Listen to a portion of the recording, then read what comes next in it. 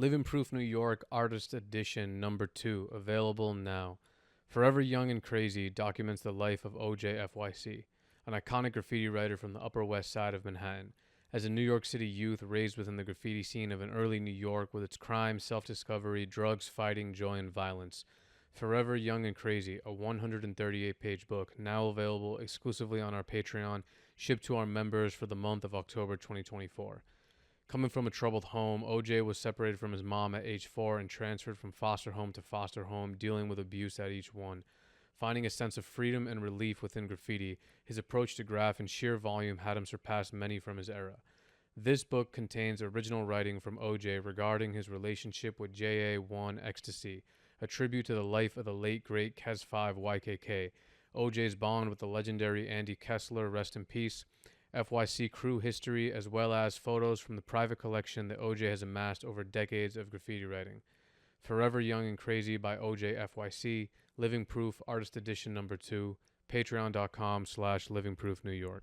Well, originally in my life, my childhood was very and I could remember at the age of 9, 10 years old, you know, coming home from 3rd grade, 4th grade, and just being in the apartment alone and crying, wishing I had a normal life, wishing I had a normal mother and father. And, the biggest thing I wanted out of life was to be a normal person, whatever that may be, as an adult, be able to get up, go to work, make my money, support myself,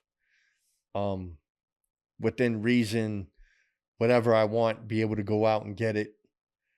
And that has always stuck with me. I never had anyone that I could depend on, There are a lot of people out there, if they fail, they can move back with their mother and father, or they can ask somebody for help. I never had that. At this point in life, I have a handful of friends that if I really do need some help, I could go to. But if my life was to fall apart and I wound up homeless, or I don't have a mother, I don't have a father, I don't have a safety net. So I have no choice but to make sure that I'm okay.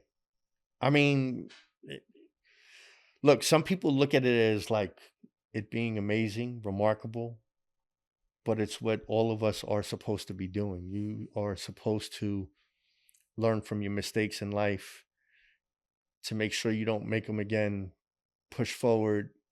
You're responsible for you to take care of yourself. As an adult, you're responsible to make sure you have clothes, food, a place to live.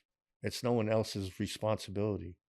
Quite honestly, nobody gives a fuck if you're doing well or not, And I, when as a younger person, I have been homeless. I have had no place to go. Sometimes not knowing where I'm going to get food, having to rack food, having to rack clothes, do all of these things.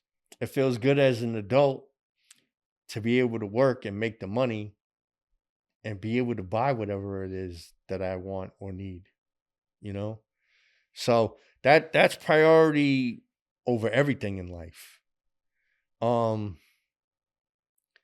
As far as the graffiti, it gives me the drive and the motivation when I'm not feeling well mentally to be able to push through those hard times and continue to go to work, deal with whatever family situation or life situation is going on, or whatever may be going on, Like I said, the graffiti takes away all that mental and physical anguish, the pain and suffering. And it just proves to me how strong of a person I really am. And it reminds me that you can do this. You can get through this. You can be successful. You can succeed. You just have to want to do it and not be lazy. you know. So graffiti is like a form of healing and meditation. Yeah, in a sense, it's definitely a big form of therapy, and that's not just for me. That's excuse me. That's for a lot of us out there. I mean, a perfect example is Scuff. He just wrote a whole book about art therapy and what it can do and how it helps you, and really he breaks it all down in that, I think you graffiti is know. unique in terms of art in the sense that like you can really be not safe when you're doing it, and you really have to be in the moment while you're doing it. You really have to be paying attention. You can't be thinking about what happened 5 days ago as you're doing it. If you're doing it in a semi-dangerous environment, if you're doing it in a place where, you know, it's illegal to do. And I think that aspect of it takes you out of your own mind and puts you in an animalistic situation where you're just breathing, you're just thinking, you're just being alive in that moment, which we rarely Right, get to right. do. That's what I was saying earlier. Yeah. But however, you do have people that do graffiti for the wrong Yeah. reasons, and these are not things that they think about. Hmm. This is not how they go about things, you know? How did you learn to manage your life in the way that you manage it in terms of being successful and holding down a proper career and being able to buy yourself shit and taking care of your own shit? Like, to me, I feel like a lot of people, including myself, like you don't really learn that there's not like a that's not like a subject in school. That's not like it's a thing you kind of have to learn on your own in a way. People can guide you in the right direction, but you got to learn it on your own. How did you learn that? Well, it's all discipline. It's you know, rhetorically, what is it that you want out of life? You know what I'm saying?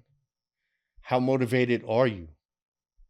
I don't want to be living in different people's houses, asking friends if I could sleep on the couch, on the floor.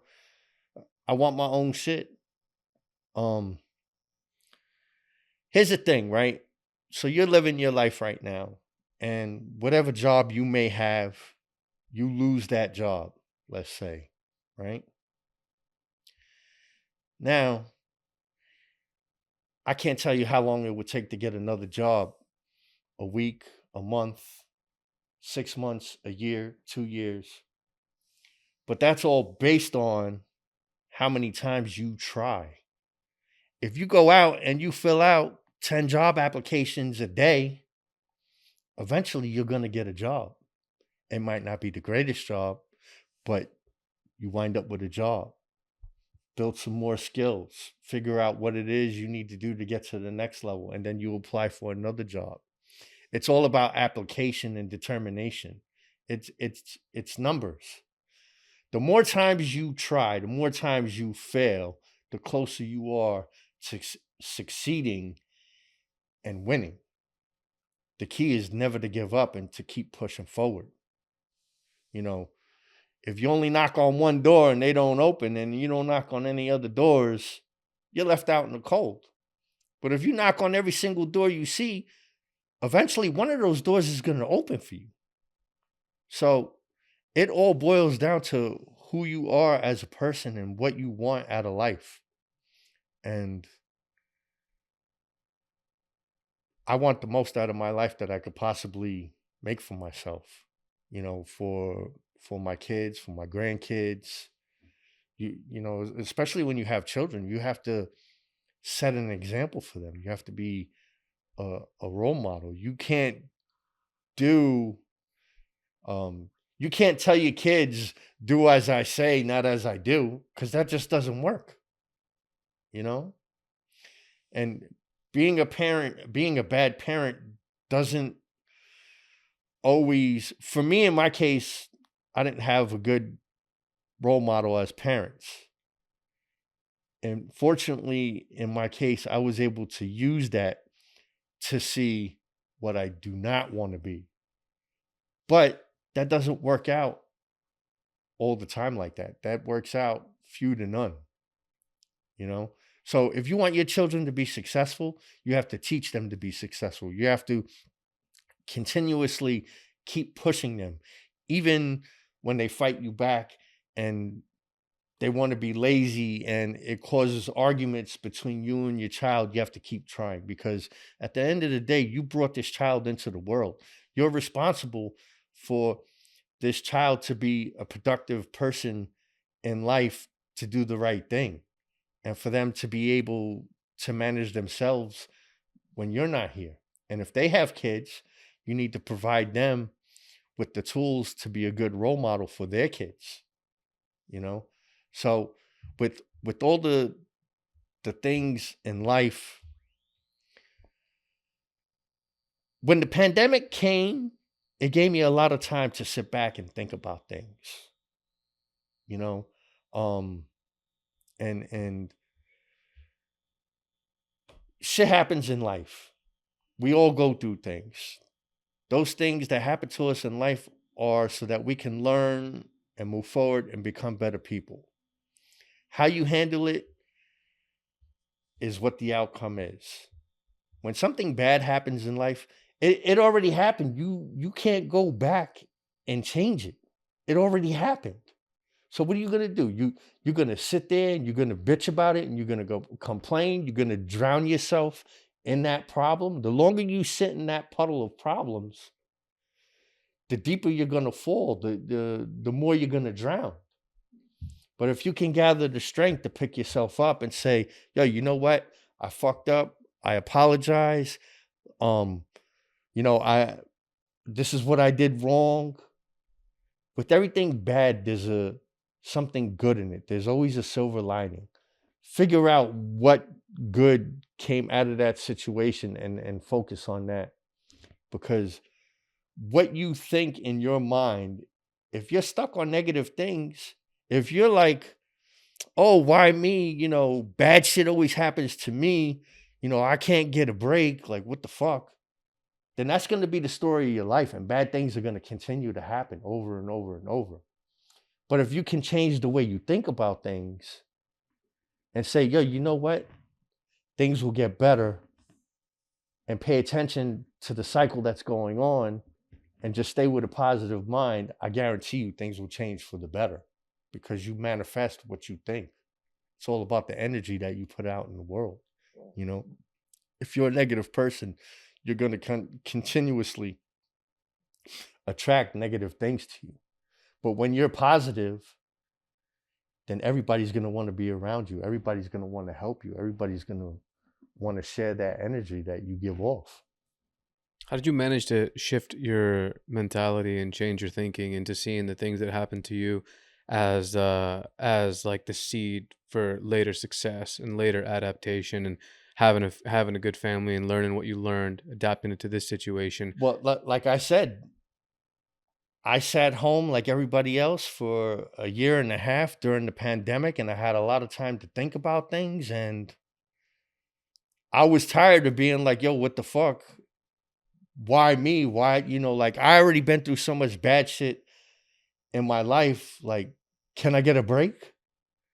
Can the shit just be over? Like, I went through enough bad shit to last 10 people's lives. Why does this keep happening? And then I just told myself, like, change the way you think. And then one big thing that I did, so we all are, or the majority of us, are guilty of social media and fucking sitting there and scrolling, especially when you have a lot of idle time or before you go to bed. Yeah. I had this old Instagram account that I had set up like 10 years ago, however long ago, for trolling and to start trouble. But to be honest, I'm really not that type of a person, and I never did it. And then I had a bunch of stuff that I wanted to follow, and I just didn't want to follow it from my account, right? So I wind up following it from this other account I have. And then I just started discovering like accounts about enlightenment, accounts about living healthy, exercising, energy, spirituality, and all of those kind of things. And so as I started following these things, I decided before I go to bed that this is what I was going to look at. I was going to look at positive things, in a sense, to reprogram my mind, reprogram how I think about things. And it's about like 2-3 years later, and it's made a huge difference. You know, that's one thing that I did. And as I started looking at all of these things and paying attention, that's when I started realizing, like, you got to change the way you think about things in life. You got to change how you handle things and deal with things, you know? And based on your reactions is the path your life will take. You can either be positive about things and just kind of chalk it up. Like I said, something bad happens, it already happened. You can't go back and change it, you know? Just do the best you can and push forward and move forward. And if you could continuously do that and stick with it, I guarantee you everything in your life will change. Do you think that everybody has the seed of change within them, that everybody has the potential to make a shift like that in their life, no matter if you're 10 years old or if you're 50 years old? Do you think that everybody has that potential? For the most part, for the majority, yes. It all boils down to wanting the change for yourself. Drive, motivation.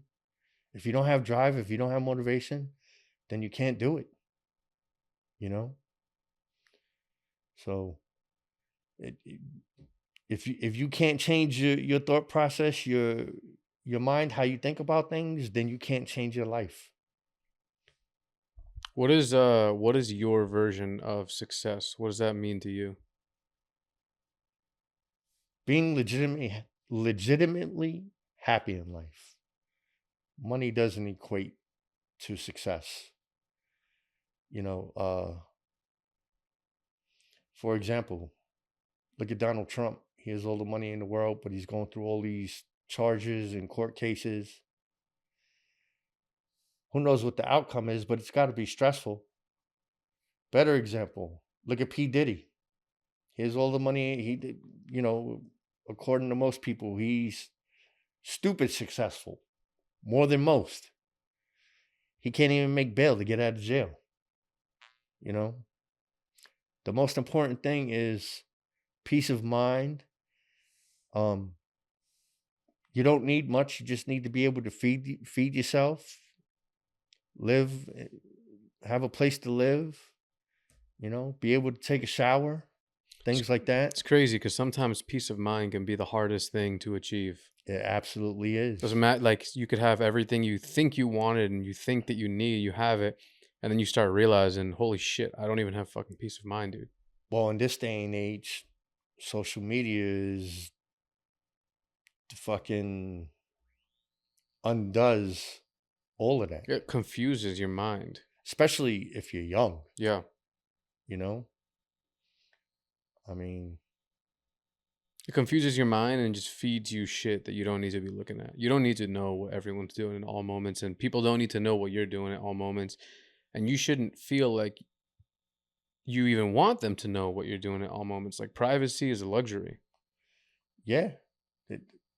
The less people know about you, the better off you are. You know, and I've learned that over the years. As I've gotten older, I have less and less people that I'm friends with, that I talk with. My phone really doesn't ring that much during the day, which is a nice thing. I think I get more spam texts and calls than I do from people. Yeah. You know?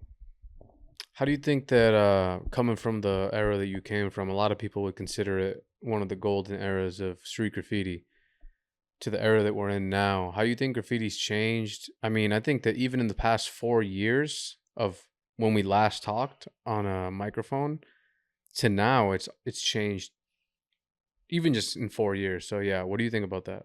it evolved so fast. I mean, in the current state, you have people rappelling down the sides of buildings to paint, which is crazy, which is, it's amazing. It adds a whole new layer to graffiti. Go backwards 15 years, you could go to Michael's and rack bottles of Etch Bath. No one had a clue about it, Now, you go into, these stores that sell graffiti supplies, and they're selling little mops like this for like $25 of etch, which is bananas, because back then, 15 years ago, $25 gets you the whole bottle of etch. So it's a constant evolution. It's, when they figure out how to stop one thing, like people was etching the windows on the trains in the early 2000s. They thought graffiti was gone from the subways. And then you had this whole new movement come with the etch, and people were smashing the windows, which was exciting. It brought graffiti in some form or fashion back to the trains. And then the MTA put the fucking plastic on the windows, so you couldn't write on the windows. So it's a constant evolution of figuring out how to, continue to do what you do and stay relevant. Graffiti went from, in New York City, at one point, nobody from New York City writing graffiti, only people who have moved here from elsewhere were writing graffiti. And then people who are from here didn't really like it, didn't really care for it, had a lot to say about it. And then at some point, New York City people from here started writing graffiti again. And then graffiti had gotten to a point where it was just about getting up. Tags and throw-ups were horrible. They were trash. The style of it didn't matter. You had lost mentorship, people passing on information and teaching. And then style came back. I want to shout out the whole SB crew. Villa, CO, Zers, all of them, the whole crew. I know I'm leaving names out, but it was at a point where I see them as true New Yorkers bringing graffiti back to a New York essence of what it was like in the 90s, Also, like Rebo, he's done a lot as well in that same sense as far as younger cats coming up. So who knows what the next cycle of graffiti produces, what it is, if it's whack, if it's fresh. At the end of the day, it's kind of an individual sport played as a team. And it's a freedom of expression. What I might hate, you might like, vice versa. It's all opinion. Everybody's entitled to their opinion. But it's still here. It's still going. It's still evolving. Look at how graffiti has played a part in advertisement. You get on the subway, they have the whole outside, top to bottom, with these wraps now. Or you go on the inside, and it's one company has the whole inside with ads, just that company. Yeah, it's almost like that's exactly what we do in graffiti. It's like 18 throw-ups straight type of thing. Yeah. Yeah. It's like what Cap said, more is better. It's a psychological thing. It's smacking you in the face, forcing you to look at it and acknowledge it. That's the whole point behind the back to back to back to back throw ups. You know, if you do one throw up, someone will pass it. They might not see it. Yeah. But if you do 5, 10, 15, yo, they're gonna fucking see it. You, no doubt about it. Yeah. They got to acknowledge it, whether they want to or not, whether it's ugly, whether it's cool looking. They have no choice but to see it, and they're gonna remember it. Yeah. So everything that advertising does now, they totally took from graffiti. You know? So What do you think about the repelling? that's Would you ever do that's it? some next level shit, man. You think you'd ever try it? Hell no. I'll be honest. Yeah. I'm too lazy. Yo, that's a lot of fucking work, man. Yeah. I like to do what I do, and that's it. You know, It's definitely opened up the possibilities for what is a spot. Yeah. I mean, it's endless. Yeah. Now it's endless. You know, that's more than just graffiti. You know, you have to have the skill to repel. You have to have the strength to bring yourself back up. Like, that's a dedication to multiple things. Yeah. That's not just graffiti, you know, which is amazing to have that drive, that push, that ambition. Yeah. And ultimately, that's what graffiti does for you as a person. And if you're wholeheartedly in this to do it, it will push you in life. I know it's always evolving, but sometimes I feel like, all right, the repel's got to be the limit. Like, what else could it do? I'm sure it can do more things, and it will. But I'm like, what else could it possibly do? Like, you got the grounds, you got the extinguishers, you got the rollers, you got the hangovers, and now you got the repelling. Like, what else? Well, could I it, know there there's is there? some videos out there. Not how do I say this? Not necessarily like, oh, this is what I'm gonna do next on a serious notion. But I think Katsu has put out some videos with like painting with a drone. Yeah. You know what I'm saying? Yeah. Could that be the next wave of shit? You know, as drone technology gets better, and you know, I see videos on the internet where the drone is holding like an M16. You know, so if it could do that, why can't you make the drone paint? Yeah. You know, shit, take it one step further. You computerize the drone to where it automatically paints what you want it to do, and you just fucking hit a button. Right? The technology is there if somebody really wanted to do it. I'm sure. Yeah. You know, but I mean, fucking sky's the limit, bro. Yeah. Do you see yourself living in New York forever? Dude, I'm ready to fucking leave years ago. Oh yeah. For personal matters, I'm not able to leave yet. You know, but I'm definitely not staying here forever. Fucking driving in New York City alone is gonna take fucking 10 years off your life. In terms of stress, or in terms of time you spent In doing terms it? of stress, Yeah. time is gonna take fucking 20 years off your life.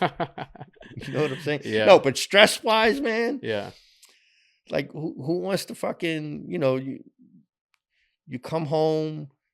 Like I don't even go out on the weekends because I can't find the fucking parking. Yeah. Yeah. If I come home after 11 o'clock or after 10 o'clock, yo, people will park for the rest of the night.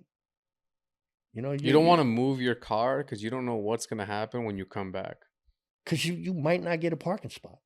You might look for like 2 hours. Yeah. Yeah. You know, and like, especially, yo, you live like in the Bronx area, like Yankee Stadium over there, along the one line, Dykeman. Yo, people double park at night. People park at the fire hydrant. It's probably because they just had it. Because there's no parking. There's no parking, yeah. I mean, Like- we keep building these buildings going up the 3-dimension, you know, the ground is only staying this one level. Yeah. Yeah. And then you got all these bike lanes and all this other shit adding in. They want to fucking... They just keep adding more stuff to an already narrow street. Yeah. There's just not enough space. Absolutely, man. So, wait, why else do you want to be out? Because it can't just be parking. anxiety, stress, you know? Wouldn't you rather live somewhere else fucking peaceful, you know? You live in an apartment building, you got to deal with neighbors, there's so much shit to deal with. You got to deal with packages getting stolen, fucking, it's just bananas, man. Yeah. Where would you live? Or what kind of place would you live? Definitely like Puerto Rico, something like that, man. Go to the fucking beach every day, relax, listen to the ocean. Island time, nobody gives a fuck, bro. And you go to an island, you go to sit down and eat food, they take their sweet ass time bringing you the food, making the food. You know, for us, people who aren't used to that, that shit is frustrating. Like, yo, what the fuck is taking so long? Yeah. They don't got nowhere to be. They don't give a fuck. They're relaxed. They're Which is chilling. nice. Yeah. Yeah. That's the mode that I want to be in. When I go there, it feels like I'm in Hawaii. It's all the island. It's all the same shit, man. I think the people are happier too, straight up. You think? I think the people are happier. I think they're more peaceful. I don't think people are looking for like a fight. They're not looking for a problem. Enough of vitamin D. Yeah. Pause. You know? Which we don't get for months of the year. Yeah, you fucking stuck in an apartment. You stuck in an office. It's tough. You stuck inside. You know? Fortunately for me, most of my work is outside, and I'm free to move around. I'm never in the same place all the time. But yeah, definitely, you know, when the pandemic hit and I didn't have to work for that year and a half, that shit didn't bother me. I was like, I'm fine not working a job never again in my life, provided that I have an income. Of course, yeah, in, yeah. You know, I had other coworkers going nuts, like they just didn't know what to do with themselves. So people don't have shit besides work. Yeah. Hopefully those people who have that actually like their job, you know? I mean, you see a lot of, or at least in my profession, you see a lot of people, they retire and then a couple of years later, they drop dead because they stop moving. You got to keep moving, man. You got exercise is the fountain of youth. It's what's going to keep you alive. Yeah. You know. Tell me a little bit about FYC Crew, because, you know, that's a huge part of this book. So FYC Crew is like no other crew. There's a lot of people that's down, but they might not know one another. People who write FYC Crew, it's not, you know, there's some people that really can't write graffiti that well that are down with it. And that's because of the personal relationship that I have with them. That, you know, if they push FYC, that means that they're family to me, that we're close like that we share a bond, that for the most part, I could count on that person. You know, that's what it's more about than opposed to be like one group of people trying to accomplish a group activity. You know, graffiti is an individual sport, although it comes together as a team. But at the end of the day, it's an individual sport. It's based on what you do for yourself. You know, you might be down with the top crew, but if you're not putting in that work, then you don't get the notoriety that comes along with it. And as I gotten older, like, I don't have anything to prove to anybody. You know, like, you like my graffiti, you don't like my graffiti, to each his own. It's all, we live in at least we do so far, live in a society where you're free to feel and think as you wish. You know?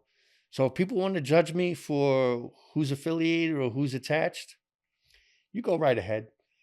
I don't care. But at the end of the day, those people that put that FYC up, that's because I have a close, tight-knit relationship with them and I can count on them, and vice versa. That's ultimately what it is. Regardless of their skill level, regardless of graffiti, it's just about a person, a human to human thing. Yeah, there's, you know, from the youngest generation to the eldest that put it up.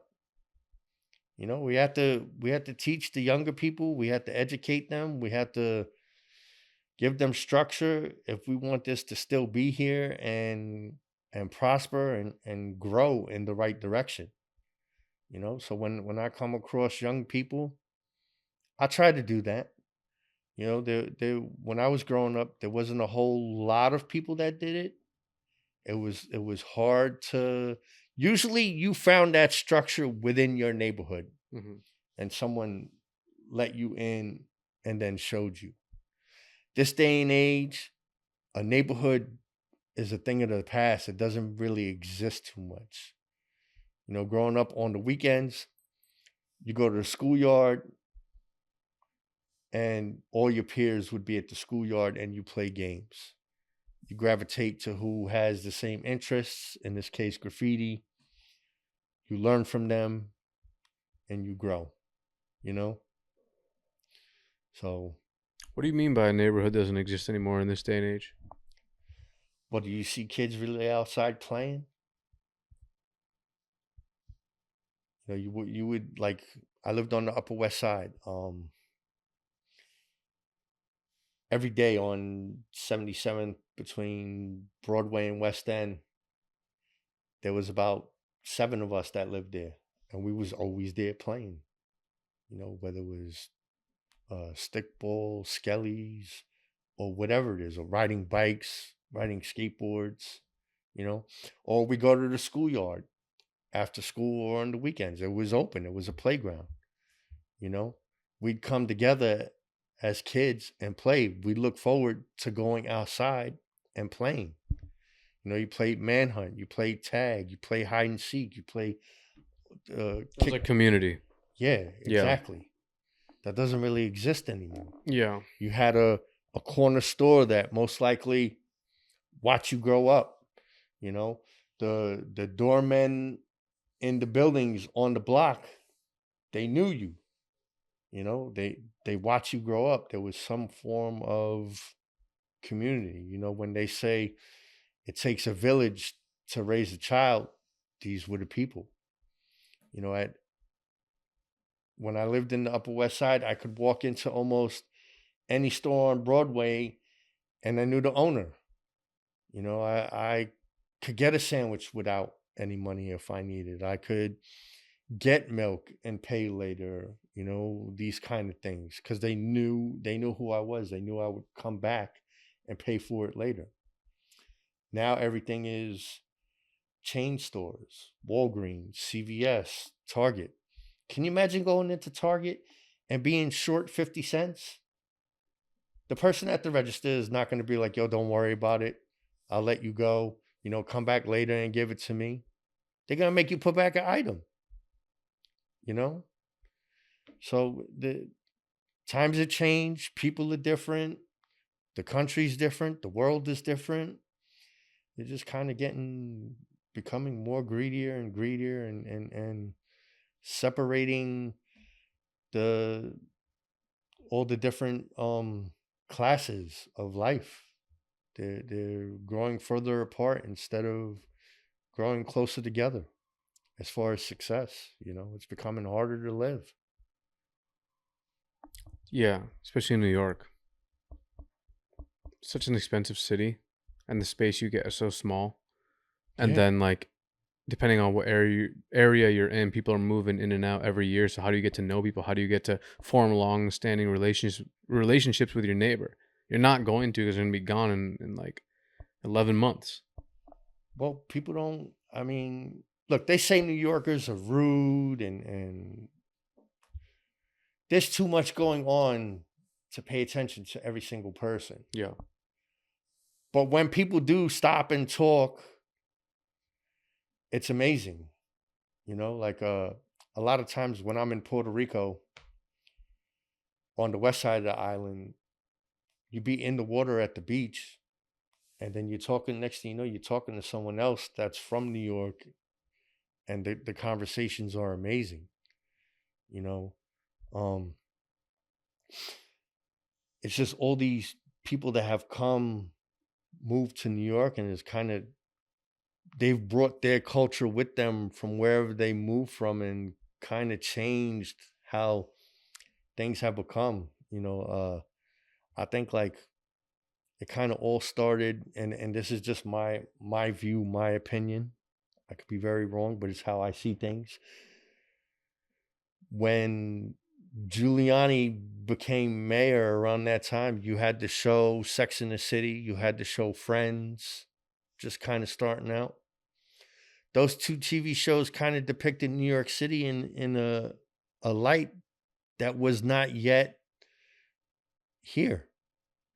People saw that, was like, oh, let's move to New York. That's great. We want to, that's how we want to live. We want to be a part of that. And when they got here, they were, looking at apartments, that you would normally pay $600 for, $1,000. And the landlord would show them the apartment. They would be like, this is great. I'll take it. How much?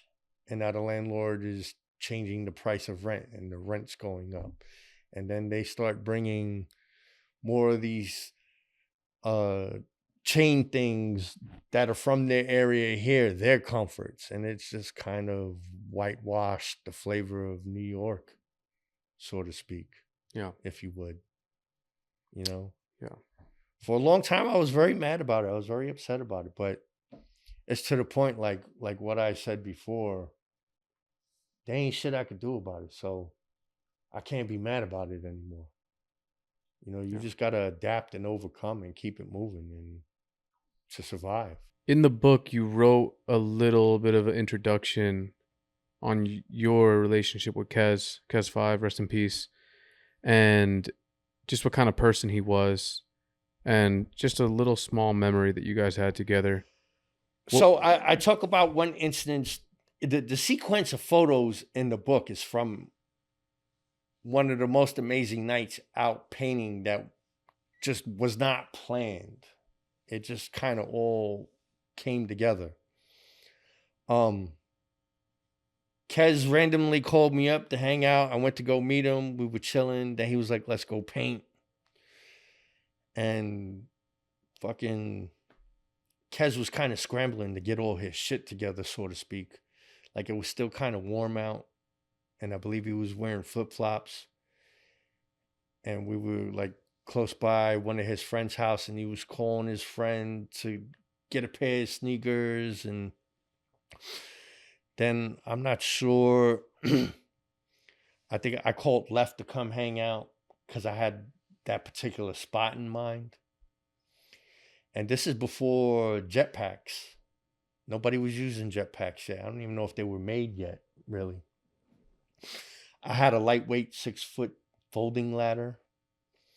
And we used the ladder to fucking crush the whole top of everybody along the end line where it comes outside going toward Coney Island. And, when the train would come, we'd get off the ladder, lay the ladder down, being cautious. And I'm on the ladder, and fucking Kez is holding the ladder, and he sees the train coming. And he's like, yo, the train, get down.